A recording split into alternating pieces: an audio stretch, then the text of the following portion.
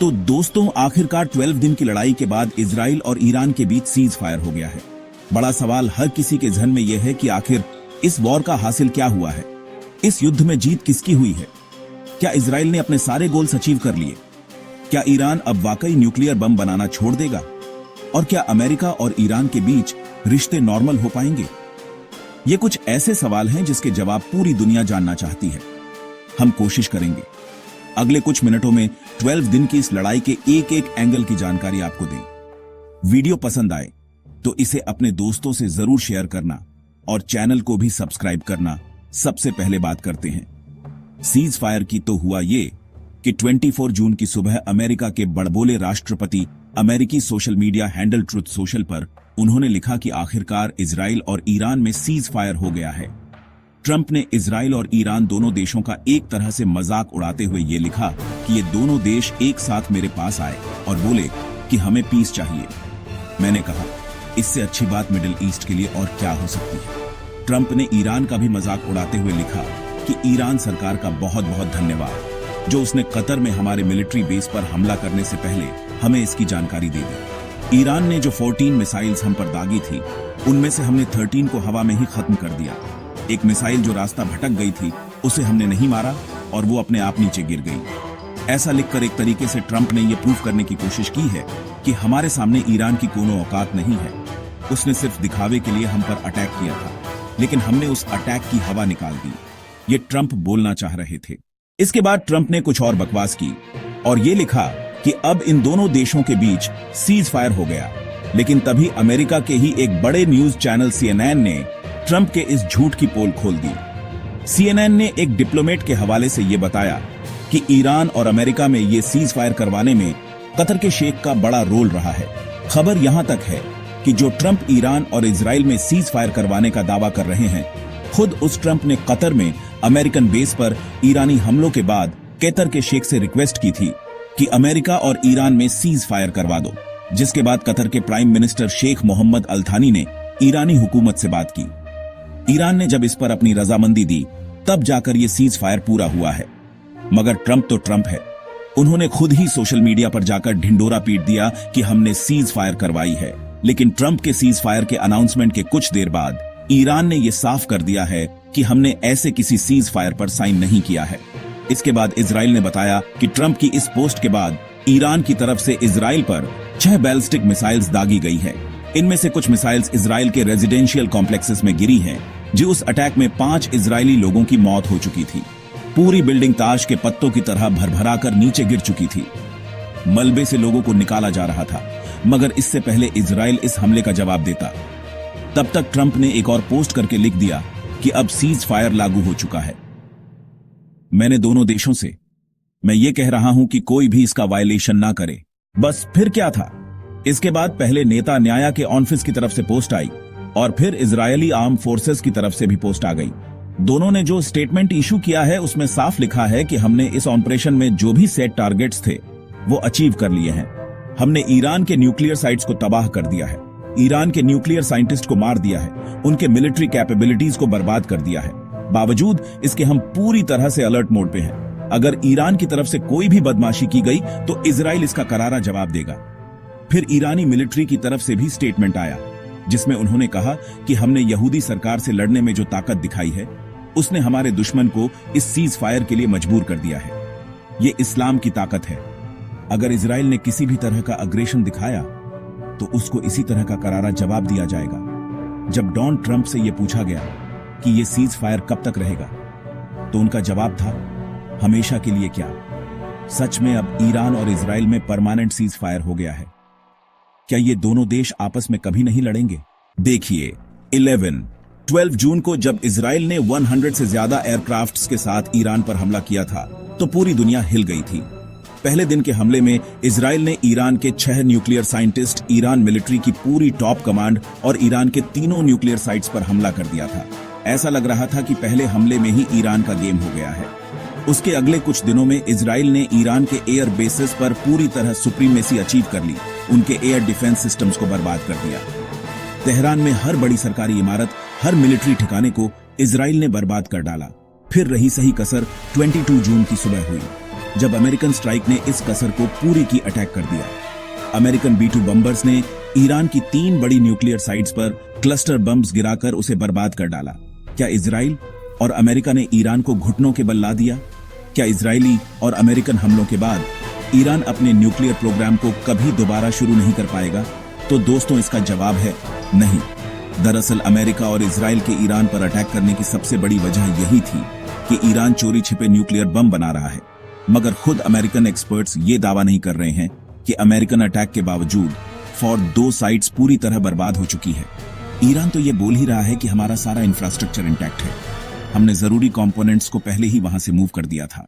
और यही सबसे बड़ा सवाल है कि ईरान के जिस न्यूक्लियर प्रोग्राम के लिए अमेरिका और इजराइल ने उस पर हमला किया था, अगर वो पूरी तरह से सलामत है, या यूं कहें कि उसे बनाने के लिए जरूरी सारी चीजें अब भी ईरान के पास मौजूद हैं, तो फिर इजराइल को इस अटैक से मिला क्या? दूसरा सवाल यहीं पर यह आता है कि अगर इजराइल और अमेरिका दोनों ही श्योर नहीं है कि उन्होंने ईरान की न्यूक्लियर साइट्स को बर्बाद कर दिया, तो फिर इतनी जल्दी ये सीज फायर क्यों? क्या ये सच है, जैसा कुछ लोग दावा कर रहे हैं, कि ईरान ने इस लड़ाई में जिस तरीके से पलटवार किया उसकी उम्मीद अमेरिका और इजराइल दोनों को नहीं थी? ईरान ने 12 दिन की इस पूरी लड़ाई में 400 से ज्यादा बैलिस्टिक मिसाइल्स इजराइल पर लॉन्च की थी। 365 के करीब इनमें से इजराइल ने इंटरसेप्ट कर ली थी, लेकिन 40 मिसाइलें इजराइल में आकर गिरी थीं। अब जो लोग बैलिस्टिक मिसाइल्स के इंपैक्ट को नहीं जानते, उन्हें यह बताने की जरूरत नहीं है कि इतनी मिसाइलों का किसी देश में गिरने का क्या मतलब होता है। अगर एक भी बैलिस्टिक मिसाइल किसी मल्टी स्टोरेड बिल्डिंग पर गिरती है, तो वो पूरी की पूरी इमारत को एक बार में वो मिसाइल गिरा सकती है। तो अभी आप देखिए, टेल अवे समेत इजराइल के कई शहरों में ईरान की मिसाइलों ने तबाही मचा ली। अब आप पूछेंगे कि भाई, इजराइल ने तो ईरान में ज्यादा नुकसान पहुंचाया, तो डरना तो ईरान को चाहिए था। फिर इजराइल में इतना पैनिक क्यों हो गया?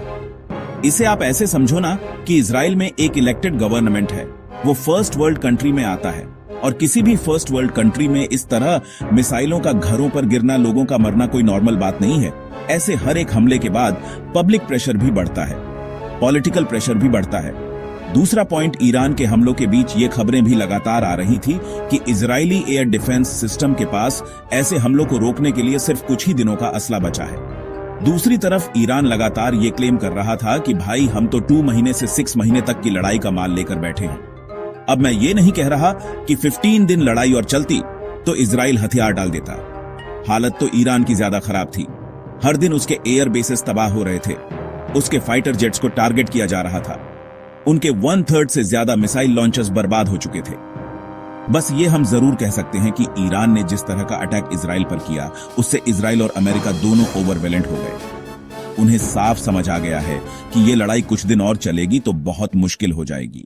तीसरी बात, 12 दिन के बाद लड़ाई उस पॉइंट पर पहुंच गई थी जहां इजराइल और अमेरिका दोनों को यह डिसाइड करना था कि अब इस लड़ाई को और कहां लेकर जाना है।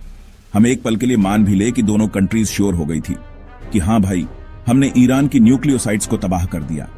इसके बाद उन्हें खुद से यह पूछना था कि अब इस लड़ाई से और क्या अचीव करना है। इसके बाद इजराइल और अमेरिका चाहते तो खुमैनी का तख्ता पलट कर सकते थे और लड़ाई को तब तक खींचते जब तक कि खुमैनी को या तो मार नहीं दिया जाता या गिरफ्तार वो नहीं हो जाते। पर यह काम इतना आसान नहीं था। रशिया पहले ही ये कह चुका है कि अगर इजराइल या अमेरिका ने ईरान में तख्ता पलट करने की कोशिश की तो इससे पूरी सिचुएशन और सीरियस हो जाएगी। ऐसा करने के लिए इजराइल और अमेरिका को इराक की तरह जमीन पर अपनी फौजें उतारनी पड़ती। अब ईरान कोई गाजा पट्टी जितना छोटा तो है नहीं। अगर जमीन पर फौजें उतरती तो अमेरिका और ईरान की फौज को बहुत नुकसान उठाना पड़ता। जब वियतनाम जैसे छोटे से देश में अमेरिका जमीन पर उतरकर वहां की फौज को और लोगों को नहीं हरा पाया, तो ईरान में तो यह काम बहुत ज्यादा मुश्किल था। इनफैक्ट एक्सपर्ट्स कहते हैं कि हो ही नहीं पाता। वैसे अमेरिका ने और इजराइल ने कई बार ये सिग्नल दिए थे कि जब तक ह्यूमेनी को हटाया नहीं जाता तब तक ईरान के साथ रिश्ते नॉर्मल नहीं हो सकते। लेकिन जैसा कि मैंने बताया, ह्यूमेनी कोई अकेला आदमी तो है नहीं। पूरी की पूरी ईरानी फोर्स उनके साथ खड़ी है। उनके तख्ता पलट से पहले बहुत ज्यादा खून खराबा करना पड़ता और इसके लिए इजराइल और अमेरिका दोनों तैयार नहीं थे।